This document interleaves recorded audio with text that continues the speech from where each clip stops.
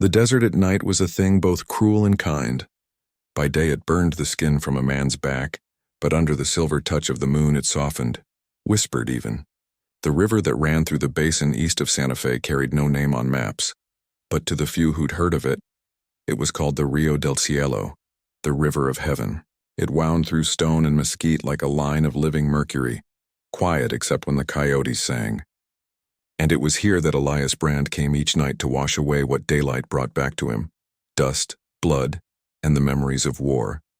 Elias had once worn gray, not because he believed in it, but because the world had given him no color to wear.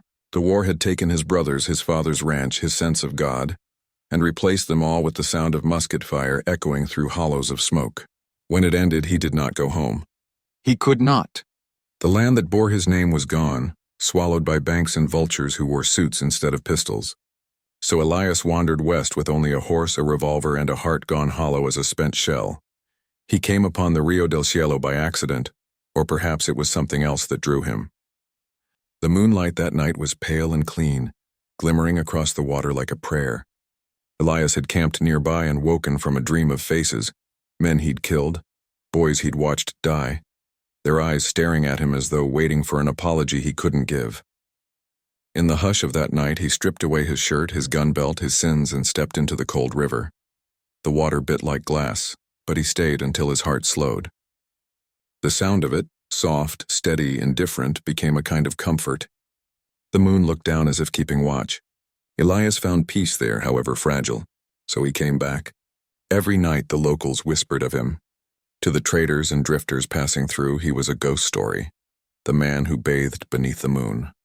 Children were warned not to wander near the Rio del Cielo after dark, lest they see his spirit rise from the water and drag them into the depths. But he was flesh, not phantom, just a man who had forgotten how to speak, how to belong.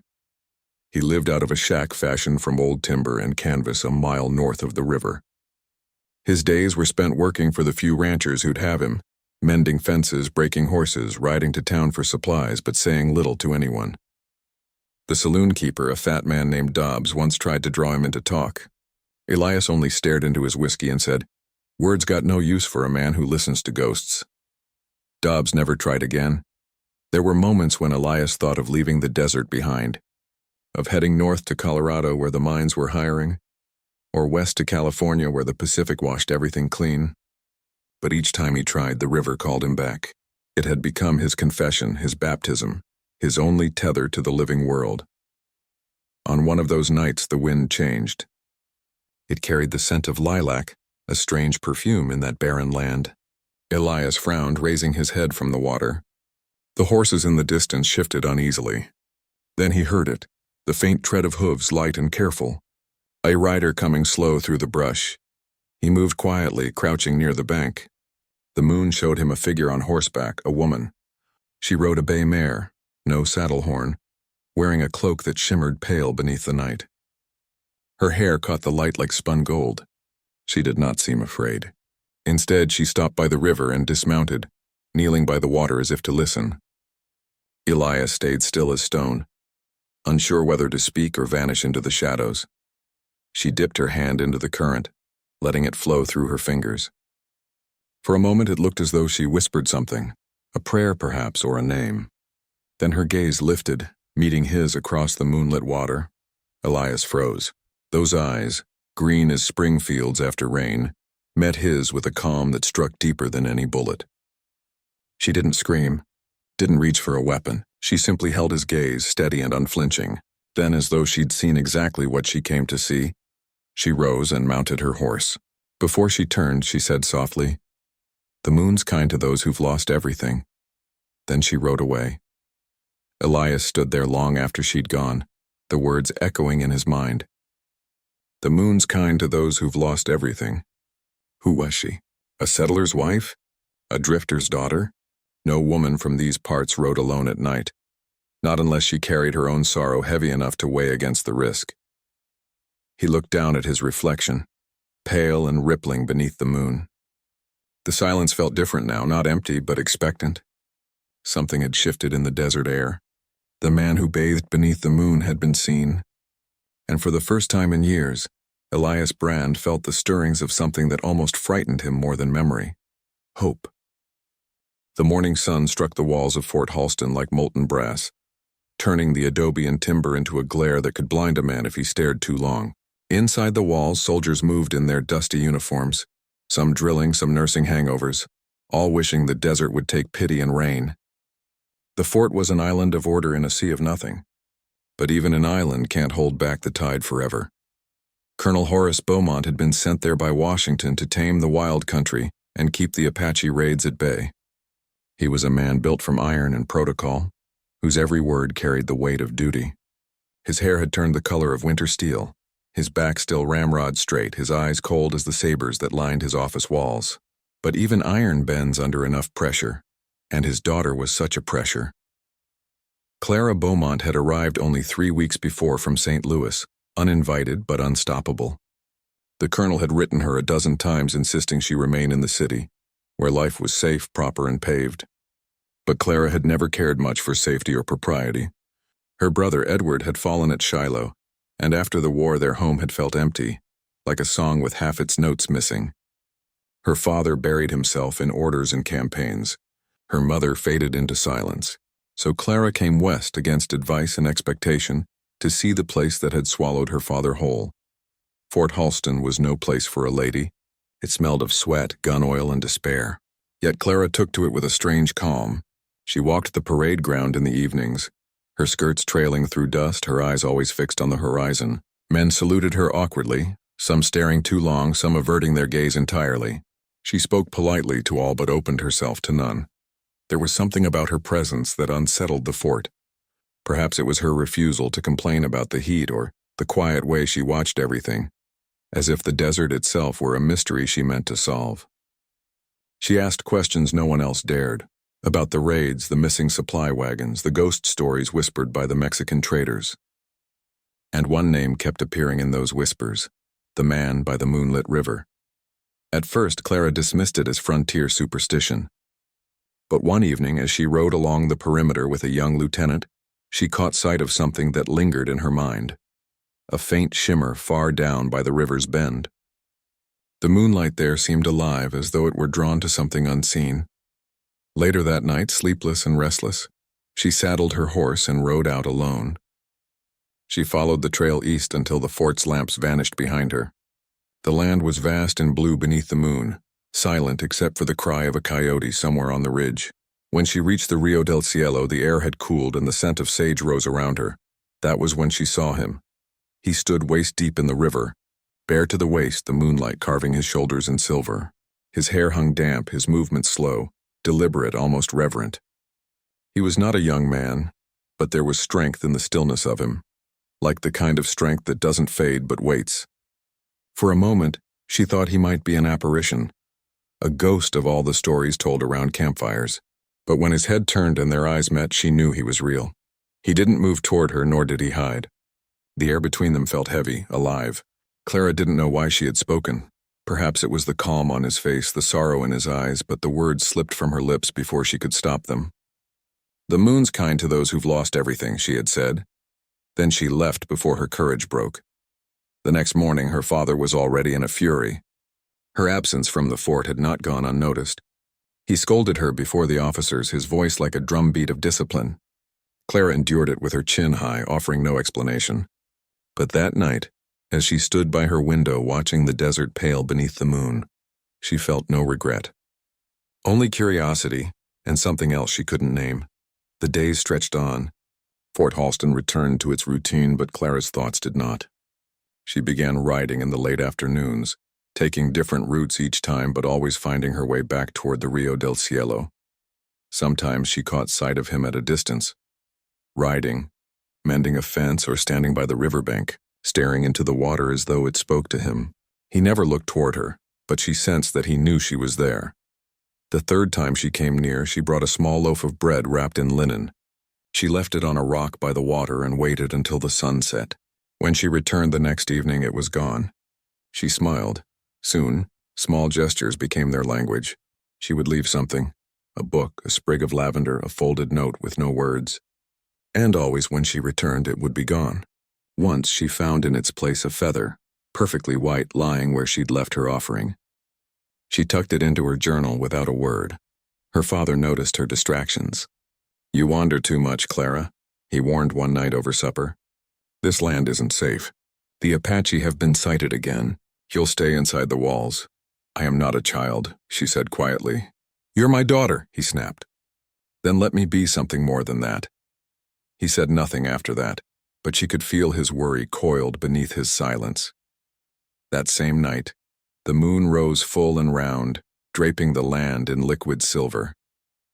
Clara waited until the guards changed shifts, then slipped through the back gate with her horse. The desert wind met her like an old friend. She followed the trail to the Rio del Cielo once more, and there, standing as though he'd expected her, was the man. He didn't reach for a weapon. Didn't speak. The silence between them stretched wide, filled only by the murmur of the river. "I've been leaving you gifts," she said softly. "I know," he answered, his voice low, rough as gravel worn smooth by time. "Why do you bathe here every night?" He looked past her toward the moon. "Because it's the only thing that don't ask questions." Something in his tone made her chest tighten. "You fought in the war," she said. He nodded once. "Fought, lost, kept breathing. Can't say why. And now you live out here alone?" He met her eyes. "Alone's what's left when the rest is gone." Clara dismounted slowly. The night hummed around them. She wanted to say something kind, something true, but the words tangled in her throat. He turned to go, and she said, "I don't think you're as alone as you think." He paused. For a moment she thought she saw the faintest trace of a smile before he vanished into the darkness. From that night on, their meetings became a secret rhythm, soft, quiet, unspoken. The fort and its rules faded to dust when she rode out under the moon. And each time she saw him, the man who bathed beneath its light seemed less like a ghost and more like something reborn. What she didn't know was that in giving him her presence, she had already broken the stillness he'd lived in for years, and stirred the part of his soul that had long forgotten the sound of its own heartbeat. The days began to fold into one another like pages in an old half-burnt book. For Elias Brand, each sunrise brought the same dry wind, the same dust, the same hollow routine. But each sunset brought something new, a quiet hope that shimmered like the river under moonlight. And her Clara Beaumont had become the one interruption in the long silence that had followed Elias since the war. He found himself listening for the sound of her mare's hooves along the riverbank, the delicate rhythm of her breathing when she drew near, the lilt in her voice when she spoke to him, soft as wind through cottonwood leaves. He never invited her, never asked her to come. Yet each night she returned, and each night he found himself a little less haunted. They spoke in fragments at first. Words came to Elias like a slow trickle from a cracked canteen, hesitant, careful, but alive again. He told her of Tennessee fields before the war, of brothers lost to both bullets and fever, of the way the world had gone quiet after Appomattox. She told him of St. Louis, of her brother Edward's grave, of the music she'd once played on a piano now gathering dust. Two souls adrift in different deserts, both thirsting for the same thing, meaning. Sometimes they sat by the river without talking at all. The moon would climb high, spilling silver over the water, and Clara would rest her chin on her knees, staring at the reflections. Elias would sit beside her, the air between them heavy with all they didn't say. The silence, once his burden, began to feel like peace again. One evening she brought him a book, a leather-bound volume of poetry by Tennyson. "I thought you might like it," she said, handing it to him shyly. He turned it over in his calloused hands as if afraid to mar it. "Ain't read much that wasn't carved on a gravestone," he murmured. She smiled faintly. "Then start here. It's about loss and hope." He thumbed the first page and read aloud haltingly, "Though much is taken, much abides." The words trembled on his tongue like something sacred. He looked up. "You believe that?" "I have to," she said, "or I'd never breathe again." After that she came more often, sometimes bringing bread, sometimes nothing but her presence. Elias began to mend things, old fences, broken wagon wheels, his own heart. The men at the fort started to notice. They'd see the colonel's daughter vanish each night beyond the ridge and whisper among themselves. "Out there with the ghost," some said. "The moon man," others laughed. But none dared tell the colonel outright, not yet. Still, the desert has a way of listening. Rumors travel faster than horses, and not all ears that caught them were kind. One such ear belonged to Sergeant Harlan Voss, a thick-jawed man with a soldier's pride and a gambler's temper. He'd courted Clara once in St. Louis before she left for the frontier, and though she'd refused him with politeness, his pride had never recovered. When word reached him that she was riding out to meet a half-wild recluse by the river, his jealousy festered like a wound. He waited, watching. Meanwhile, Elias found himself fighting a war of another kind, the one inside him. He knew what it meant for the daughter of a colonel to be seen with a man like him. He'd lived long enough to understand how the world judged things it couldn't understand.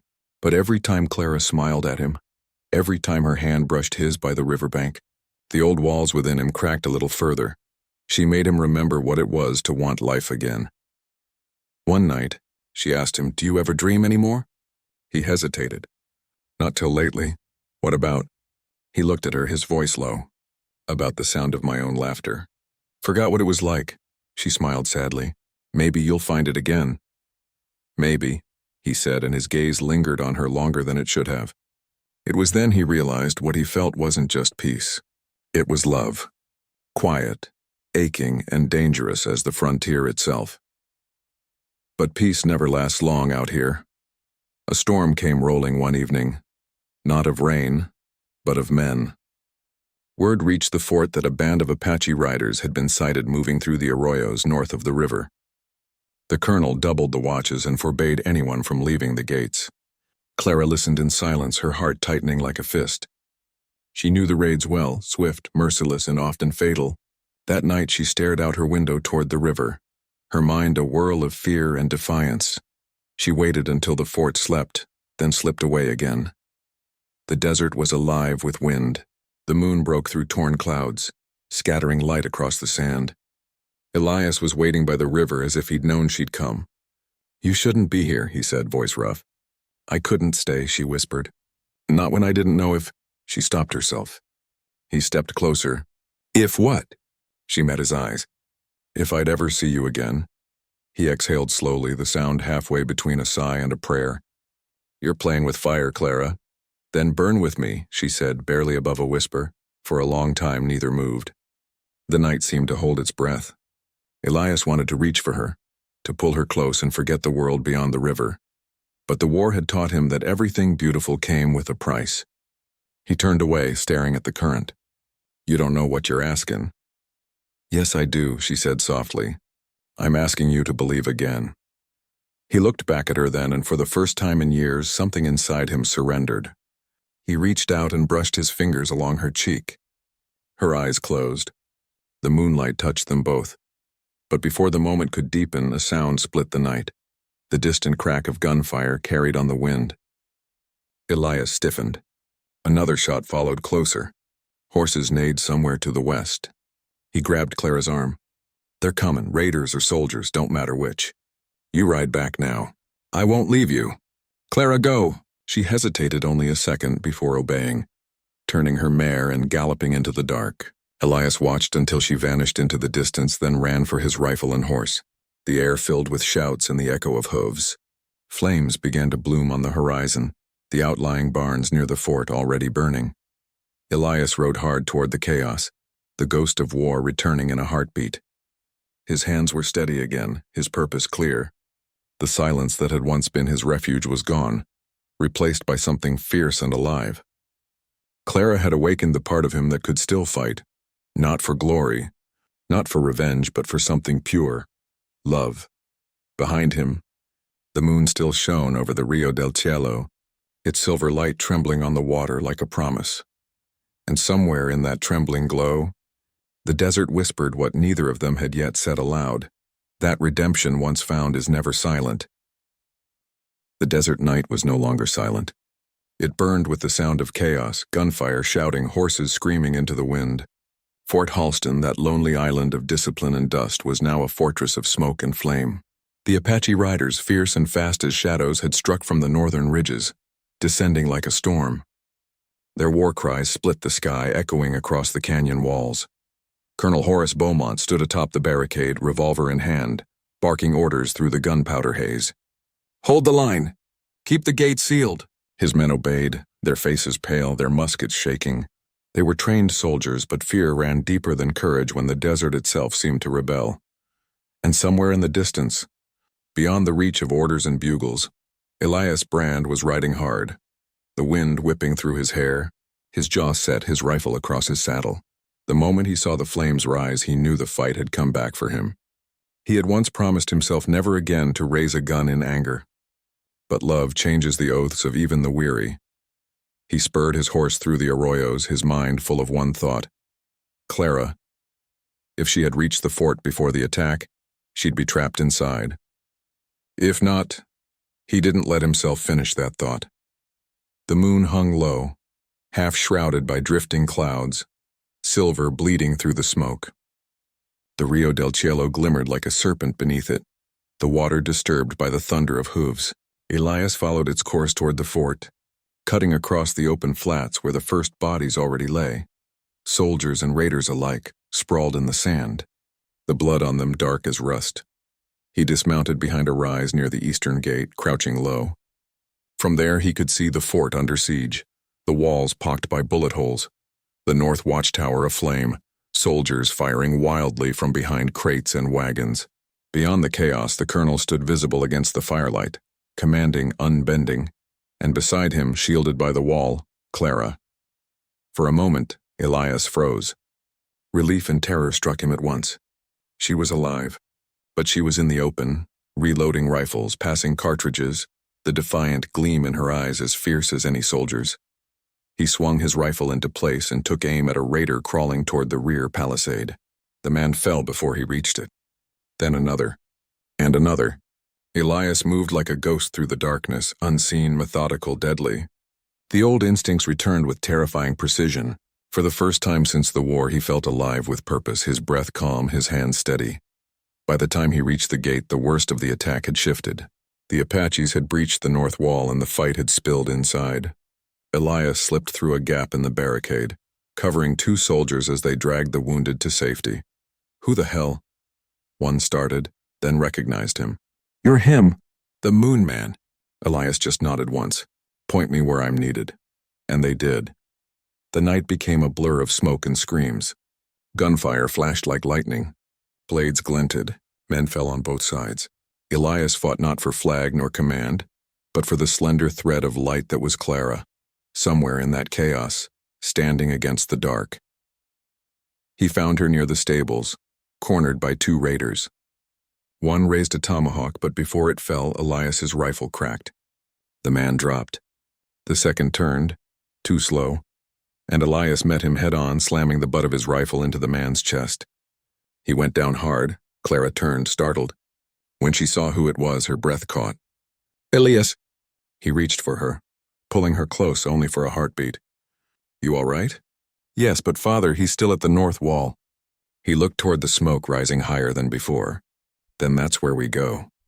They moved together through the carnage, ducking bullets and sparks. The air reeked of blood and burning oil. The fort's flag hung in tatters, catching the moonlight like a ghost of a dream. When they reached the northern parapet, they found Colonel Beaumont, firing his last rounds from behind a broken wagon. A group of raiders charged from the shadows, their war cries echoing through the night. Elias didn't hesitate.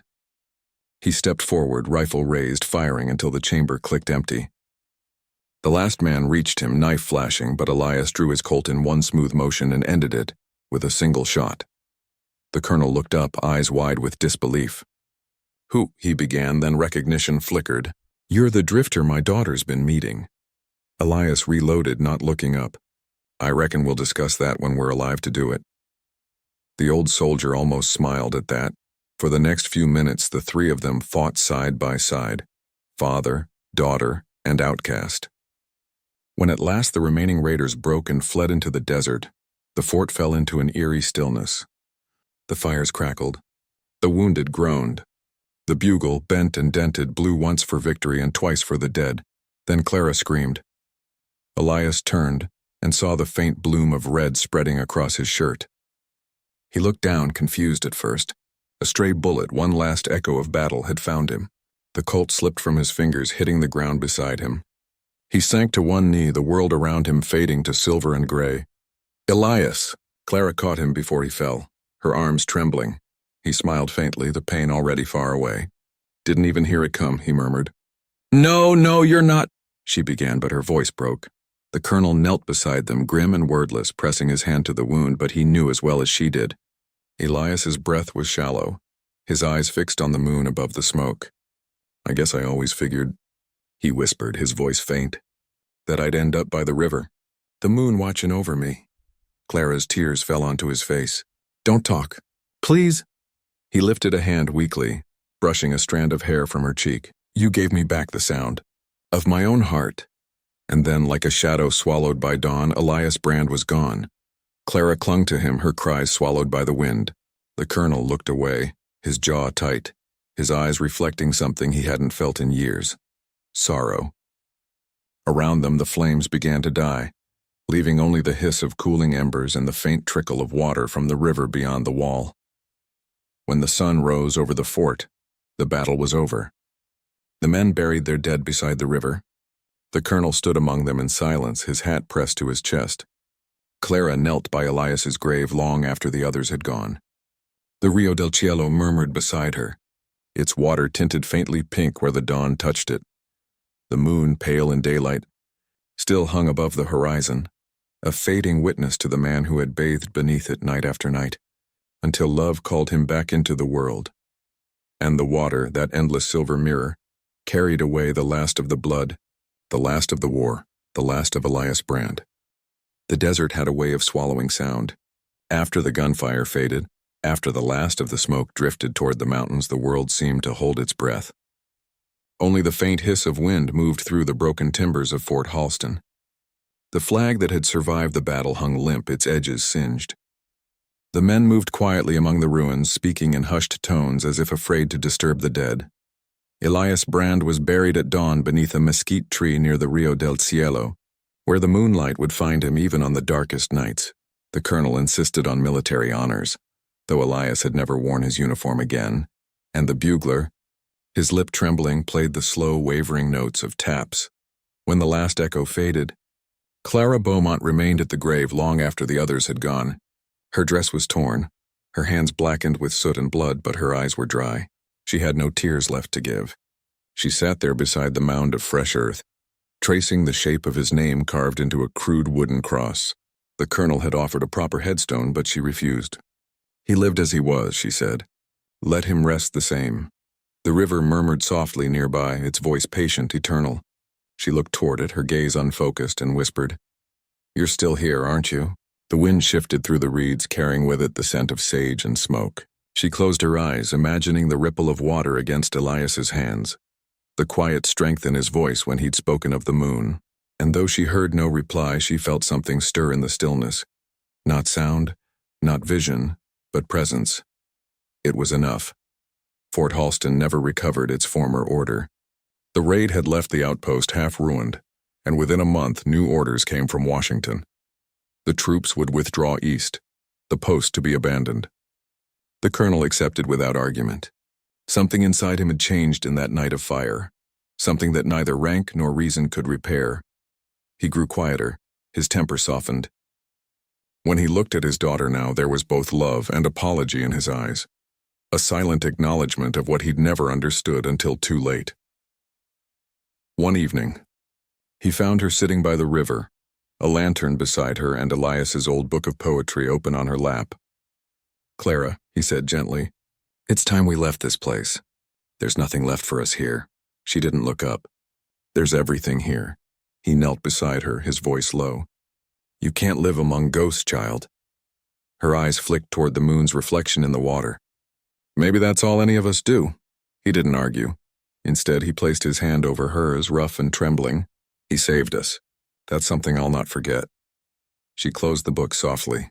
Then don't try to. They left Fort Halston the next morning, traveling east toward the nearest town. But Clara could not bring herself to go farther. She settled in the small settlement of Los Perros, 5 miles from the river, where she began teaching the children of ranchers and miners. A quiet life, one the world would find respectable. Yet each night, when the sun slipped beneath the mesas and the first silver thread of moonlight touched the desert, she would walk to the Rio del Cielo. Years passed, but the river did not change. It still wound through the valley like a trail of glass, reflecting the moon's silver with that same solemn grace. Clara's visits became legend among the townsfolk. They'd see her in her plain shawl walking barefoot through the sage, lantern swinging by her side. The colonel's daughter, they called her, or sometimes more quietly, the Moon Widow. Children whispered that she spoke to a ghost there, the man who bathed beneath the moon, and that on some nights, the water shimmered brighter when she sang. She never denied the stories. She simply smiled when asked, her eyes carrying the softness of someone who had known a love the world could neither understand nor erase.